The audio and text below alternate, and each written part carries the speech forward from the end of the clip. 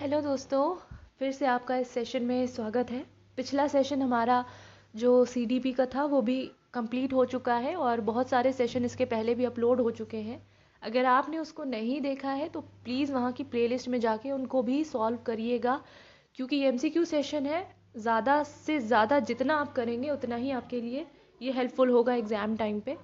अब क्योंकि टाइम भी थोड़ा थोड़ा कम बचा है तो इसलिए मुझे लगता है कि आपको अपनी प्रैक्टिस ये एमसीक्यूज से ज़्यादा करनी चाहिए, क्योंकि ये ज़्यादा हेल्पफुल होता है आपका लास्ट टाइम के लिए।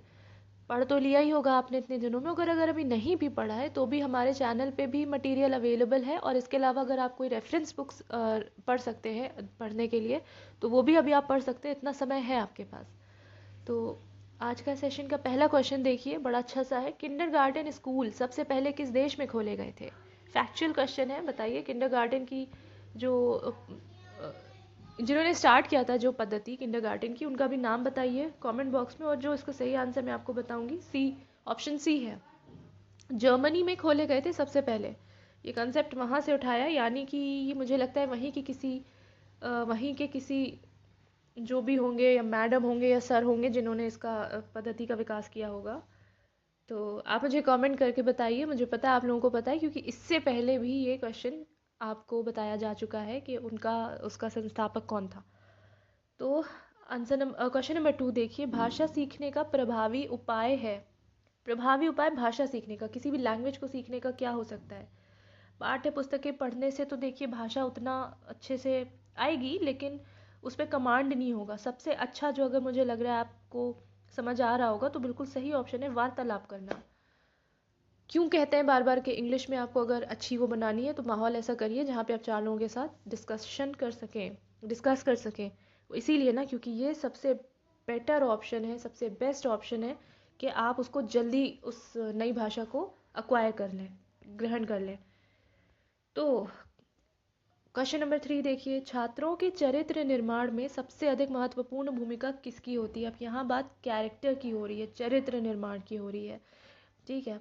तो सबसे महत्वपूर्ण भूमिका आप देखिए, जो सबसे ज़्यादा अगर बच्चे को कोई इन्फ्लुएंस जिस पे डालता है वो है अध्यापक। तो स्वयं अध्यापक के आदर्श चरित्र की भूमिका होती है। हम लोग भी अब जब बचपन में अपने किसी फेवरेट सर को कॉपी करते थे, अगर आप लोगों ने किया होगा तो आप लोगों को भी याद होगा, कोई एक दो पर्टिकुलर टीचर होते थे, मैम होती थी, जिनको हम लोग कॉपी करते थे, जिनका व्यवहार, जिनकी हर चीज़ हमें बहुत अच्छी लगती थी। तो अगर उनका आदर्श चरित्र होगा तो हम उनको फिर फॉलो ज़रूर करेंगे।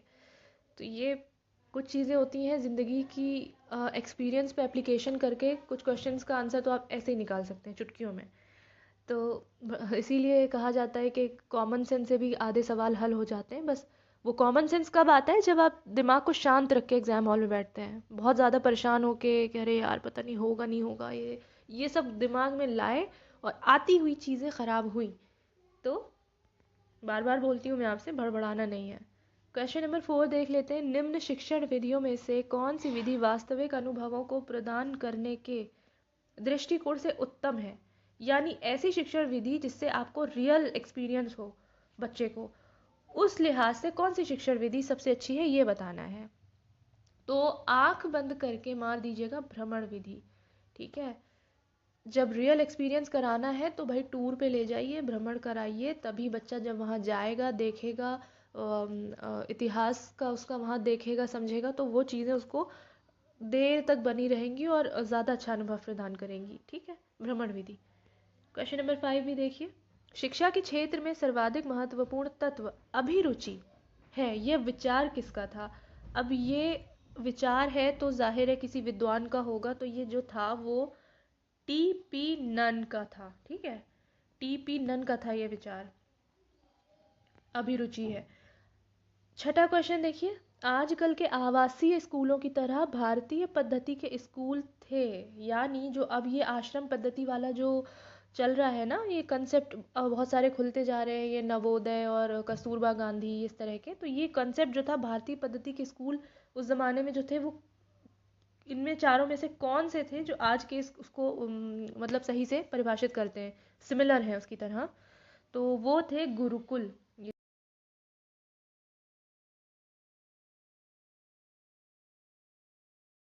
तो सातवां क्वेश्चन देख लीजिए, भारत में स्त्री शिक्षा के महान समर्थक थे। तो स्त्री शिक्षा की बात हो रही है, तो ऐसे देखा जाए तो सभी ने, इन जो ऑप्शन दिए हैं सभी ने अपने अपने आप में बहुत बहुत अच्छे अच्छे काम किए हैं स्त्रियों की उसको लेके, शिक्षा शिक्षा को और प्रगति को लेके। लेकिन महान समर्थक की बात हो रही है तो यहाँ डीके कर्वे, जो डीके कर्वे थे, पूरा नाम उनका डीके कर्वे था, वो बहुत बड़े सपोर्टर थे। अगर आपने इतिहास पढ़ा है, अगर आप हिस्ट्री पढ़ रहे हैं किसी और एग्ज़ाम के लिए, तो आपने ज़रूर पढ़ा होगा इन्होंने बॉम्बे में और कई अलग अलग जगह पे विश्वविद्यालय खोले थे स्त्रियों के लिए। तो सबसे पहले डीके कर्वे का नाम आता है। पढ़ा ही होगा आप लोगों ने हिस्ट्री में। तो 8वां क्वेश्चन देखिए, विद्यालय के सभी कार्यक्रमों में भाग लेना चाहिए क्योंकि इससे, अब ये एप्लीकेशन वाला क्वेश्चन है। अगर आप बचपन में सारे इस तरह के बच्चे थे जो हर चीज़ में पार्ट करते थे, स्पीच कंपटीशन हो या कुछ भी हो, तो आपको पता होगा कि उससे क्या होता है, आपने खुद एक्सपीरियंस किया होगा। तो यहाँ आप उस एक्सपीरियंस के थ्रू इस क्वेश्चन का आंसर दीजिए। सीखने का अवसर, व्यक्तित्व का विकास, आत्मविश्वास का विकास, तो ये सारे ही ऑप्शन यहाँ पे सही हैं, तो ये होगा आपका सही आंसर। मैंने आपसे कहा था ना, कुछ क्वेश्चन जो है वो एप्लीकेशन से बड़े आराम से सॉल्व हो जाते हैं, बस सोचिए कि क्वेश्चन का लेवल क्या है। अब 9वां क्वेश्चन देखिए, विद्यालय में खेलों के आयोजन का उद्देश्य होता है। तो ये जो खेलों का आयोजन होता है, कभी कभी अंतः विद्यालयी भी होता है, कभी अंतर विद्यालयी, अंतर जनपदीय, बहुत सारे तरीके से होता है। तो ये बेसिकली इसका उद्देश्य क्या होता है, ये तो जो उद्देश्य है वो क्या होता है, बालक का सर्वांगीण विकास।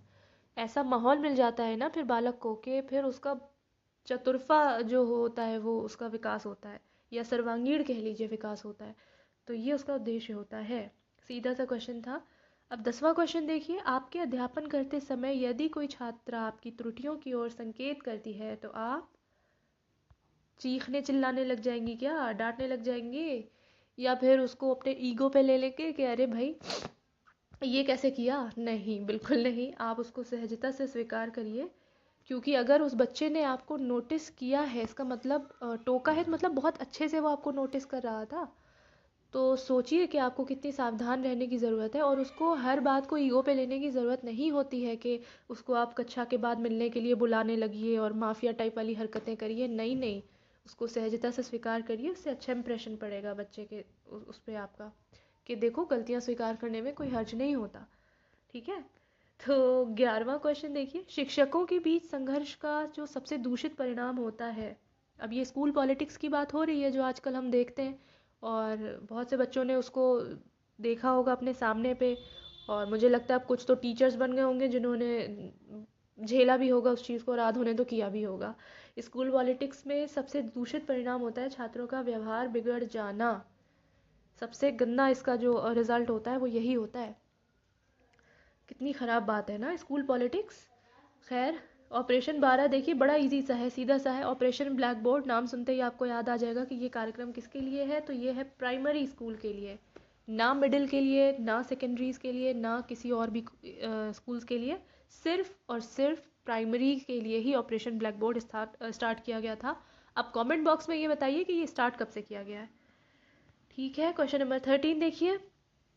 क्वेश्चन का लेवल बड़ा अच्छा है इस वाले सेट में, मतलब आधे से ज़्यादा क्वेश्चन आप अप्लाई करके, एप्लीकेशन करके सॉल्व कर ले जाएंगे। टीईटी के क्वेश्चन देखिए ऐसे ही होते हैं, उसमें बहुत बड़बड़ाना नहीं होता है। थोड़ा सा डर सीटेट में लगता है कि अगर अच्छे से कंसेप्ट क्लियर नहीं है, अगर अच्छे से कोई बुक पढ़ी नहीं है, तो वहाँ थोड़ा आप मात खा सकते हैं। तो ये चीज़ें ध्यान देनी है कि आप एग्ज़ाम देने किसका जा रहे हैं, सीटेट का या यूपी टेट का। बहरहाल तैयारी अपनी हमेशा अच्छे ही लेवल की करनी चाहिए, क्योंकि अब तो यूपी टेट भी कोई आसान नहीं होने वाला है इस बार का। चलिए, शिक्षक के किस गुण को छात्र सबसे अधिक पसंद करते हैं। अब ये वो गुण है जिसकी वजह से हम सब होता है कि किसी पर्टिकुलर टीचर को पसंद करने लग जाते हैं, तो उसका होता है, और जिसकी वजह से हम किसी से नफरत भी करने लग जाते हैं, किसी टीचर से चिढ़ हो जाती है। मेरे साथ बहुत हुआ है ये, कि कुछ मेरे स्कूल में कुछ बच्चियां थी, लड़कियां थी, जो मैडम लोगों की चापलूसी करके, उनको गिफ्ट्स वगैरह दे के उनको, और उनके काम करके आगे आगे जी हुजूरी करके, और वो कर लेती थी। तो फिर मैम क्या होता था, हर चीज़ में उनको आगे रखना, प्रैक्टिकल में अच्छे मार्क्स दिलवाना, भले ही उनका परफॉर्मेंस बिल्कुल ज़ीरो हो। तो ऐसा मुझे ऐसी चिढ़ हो गई थी ऐसी टीचर से, तो ये बेसिकली निष्पक्षता की बात होती है कि आप हर बच्चे के साथ निष्पक्ष रहिए, क्योंकि वहाँ आपका कोई सगा नहीं है, वहाँ आपके सब ही एक समान है। ठीक है, तो ये निष्पक्षता बहुत बड़ा गुण है, जिसकी अगर ये सब आप करने लग जाएंगे वहाँ जाके, तो मुझे नहीं लगता, और बच्चे गाली भी देंगे, तो गाली से बचना है तो ये काम कभी करिएगा मत, क्योंकि मैंने भी बहुत गालियाँ दी हैं ऐसी टीचर्स को। हालांकि अब बुरा लगता है कि ठीक है, सबका अपना अपना व्यवहार है, उन्होंने अपने आप को साबित करा, अपने उनको साबित किया शिक्षा को।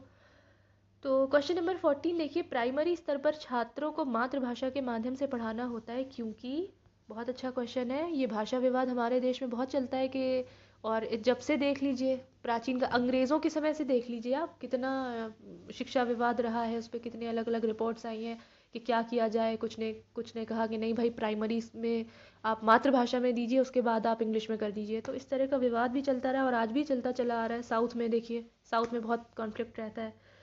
तो कारण क्या है कि मातृभाषा में पढ़ाना चाहिए?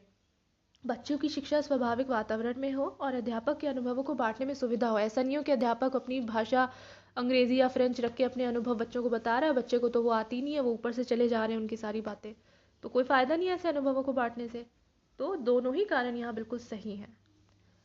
आप सेशन का लास्ट क्वेश्चन देख लीजिए और आराम से इस क्वेश्चन को सॉल्व करिए। क्या अभिभावकों को अपने बच्चों को गृह कार्य करवाने में सहयोग देना चाहिए? क्या लगता है आपको, सहयोग देना चाहिए? अब आधे ज़्यादा लोग कहेंगे नहीं, बच्चा आदी हो जाएगा, बच्चा फिर आपसे रोज़ डिमांड करेगा। तो भाई ऑप्शन पहले मैं आपको सही बता दूं, वो है हाँ, इससे अभिभावकों को अपने बच्चों की प्रगति का पता चलता रहेगा।